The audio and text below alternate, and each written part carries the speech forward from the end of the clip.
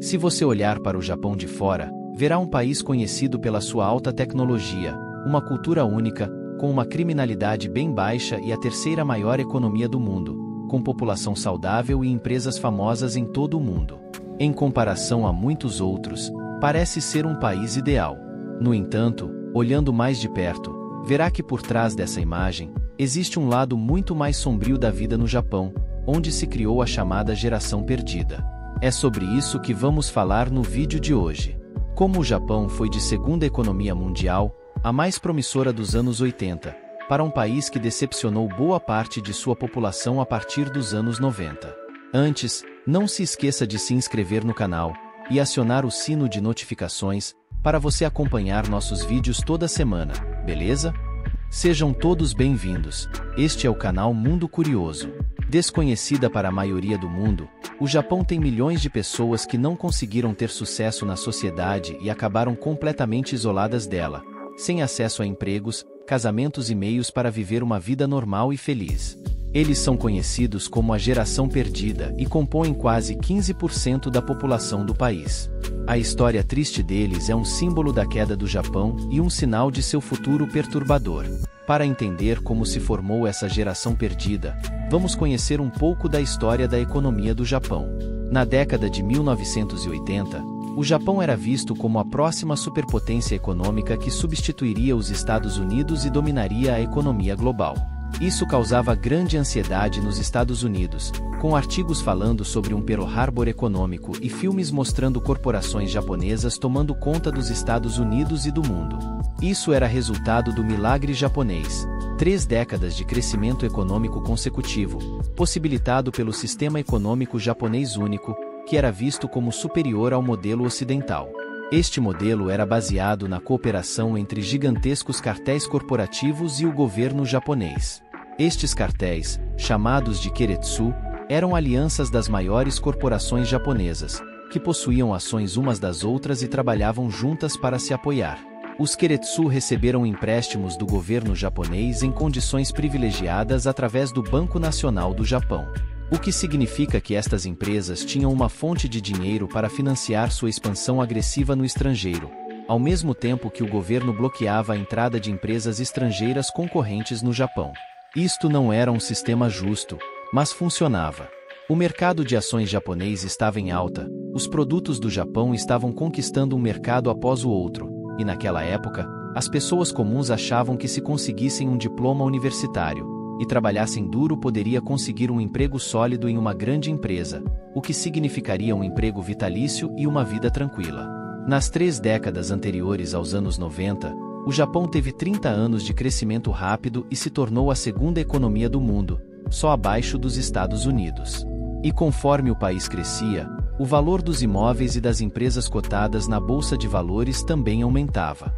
No final da década de 80, este crescimento acelerou e se transformou em uma oportunidade de especulação. Todo mundo apostava que o boom econômico continuaria, então investir no Japão parecia ser um bom negócio. Então este crescimento se acelerou porque os investidores pensavam: quanto mais eu investir, mais eu vou ganhar.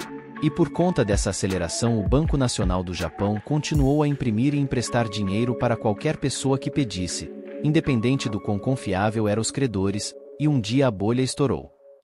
Em 1990, a bolha econômica estourou. O mercado de ações caiu 43% e os preços dos imóveis despencaram. Isso levou ao fim do boom econômico.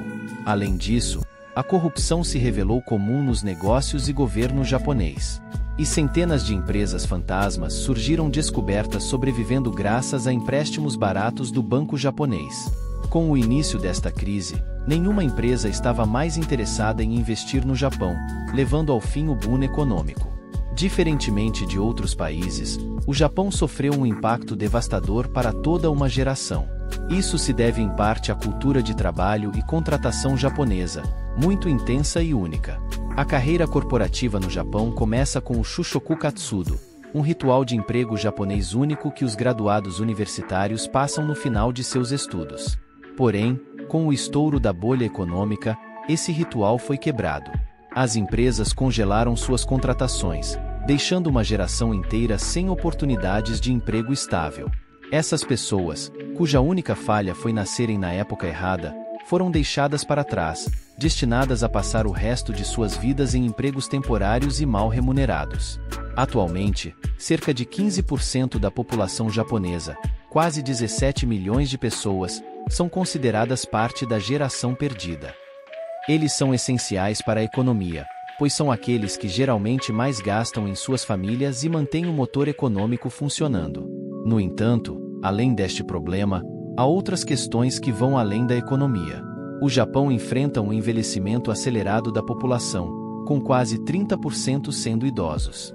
Isso é parcialmente devido aos filhos que a geração perdida nunca teve. Ou seja, uma geração inteira de pessoas em situação econômica difícil não teve condições nem interesse de ter filhos e formar família. Como consequência, a população do país foi diminuindo. Outro problema é o surgimento do que eles chamam de hikikomori, homens que decidiram se isolar completamente da sociedade, vivendo em completa reclusão. Muitos desses homens são da geração perdida. O governo japonês está ciente dos impactos negativos da geração perdida e dos hikikomori na sociedade e economia japonesas. No entanto, até agora, teve pouco sucesso em ajudar a reintegrar essas pessoas à sociedade. O problema é que a economia japonesa ainda não está indo bem e a cultura de trabalho é extremamente rígida. Muitas empresas ainda seguem o padrão de emprego vitalício, tornando quase impossível para os funcionários tirarem folgas ou terem uma segunda chance se falharem. Assim, milhões de pessoas estão presas nessa situação, e seus números continuam crescendo à medida que mais jovens falham em ter sucesso nesse sistema implacável e acabam desistindo. Você já tinha ouvido falar deste termo geração perdida, referida aos japoneses? Me diga nos comentários o que você acha, quero muito saber a sua opinião. E não se esqueça de deixar o seu like e se inscrever no canal. E até o próximo vídeo.